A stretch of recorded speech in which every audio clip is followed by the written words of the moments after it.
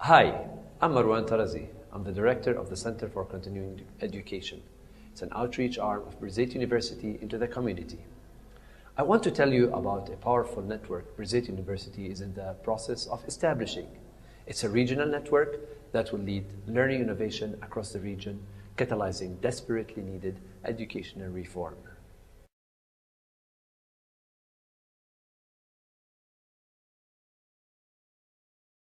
First, I would like to illustrate the problems facing our educational system in Palestine and the Arab world in general, using the TIMSS study results for 2003 and 2007. TIMSS stands for Trends in International Math and Science Study, implemented with 8th graders around the world. The table lists the country in the left column and scores on the right. As we scroll down the table, we see the international average highlighted in dark blue. Palestine is highlighted in red, and other Arab countries are highlighted in yellow.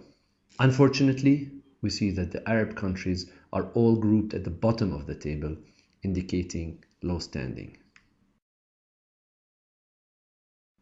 Low and intermediate benchmarks represent the basic essentials expected from an educational system. High and advanced benchmarks represent students' ability to solve problems, think critically, innovate, and deal with complexity. The numbers speak for themselves. We are failing in the essentials, as indicated by the low and intermediate benchmarks, and performing extremely poorly in problem solving, innovation, creativity, critical thinking, and other essential skills that are indicated by the high and advanced benchmarks.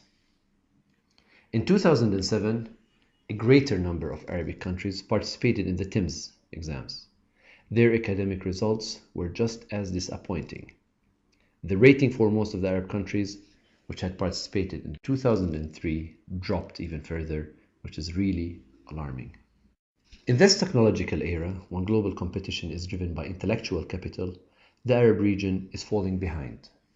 Not only are we failing to provide adequate education in the essentials, the 21st century poses a new set of challenges that require additional skills that are practically non-existent within the Arab educational systems.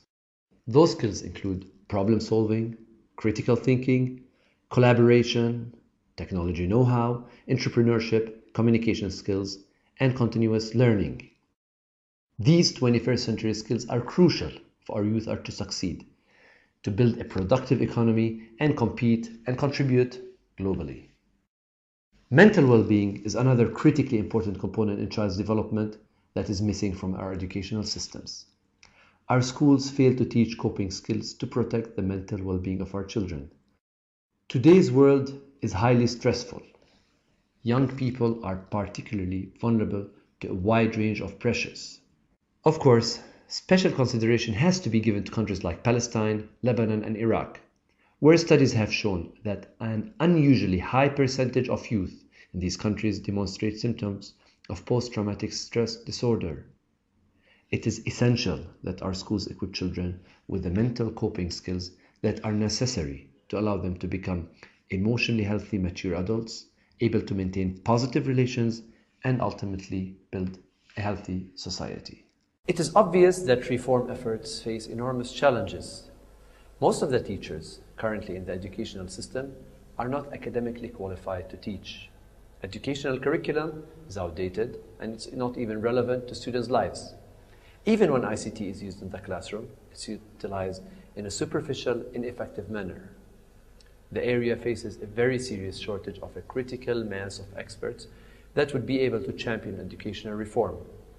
As a result, many Middle Eastern countries are forced to depend on imported experts to support their economies because of the shortage of internal capacity.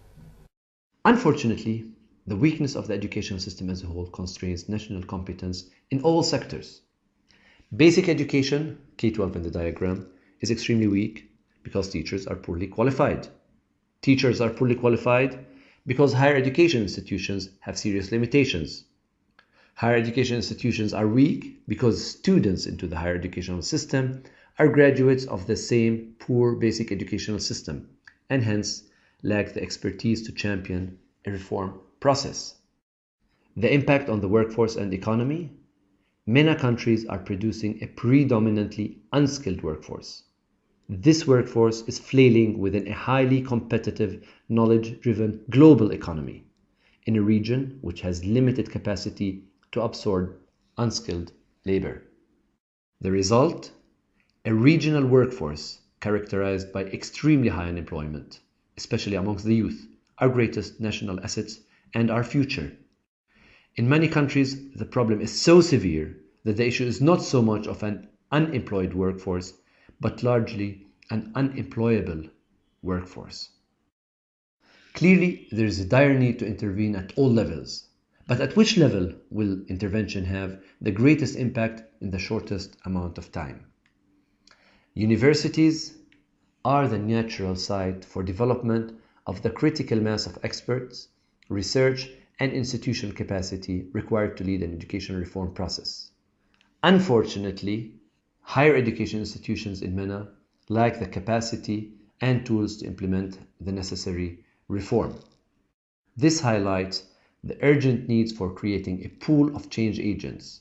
These are teams of learning innovation experts within MENA universities to lead the reform of basic education, tertiary education, vocational, and professional training. To be effective, any solution must also integrate innovation and technology. In this technological age, our youth must achieve fluency in technology to stay current with emerging best practice and remain effective members of society. More importantly, only through innovation and technology-supported learning will it be possible to implement cost-effective 21st century educational reform on the scale required. Innovation alone, however, is not sufficient. What is required is what we call STEAM models for educational reform. STEAM stands for scalable, models which can be easily replicated; timely, time is of an essence. In a very little place like Palestine, for example, each year 100,000 poorly educated students exit the educational system. In larger countries like Egypt, millions of students emerge from the educational system each year, unqualified to become productive citizens. Effective talks about quality, relevance, and impact. Affordable is an obvious one. Resources are extremely limited. We need to think of how to integrate technology and other innovations to facilitate cost-effective solutions for nationwide reform. And finally, manageable. This talks about comprehensive models which integrate change management to ensure that new methods and systems are institutionalized and sustained.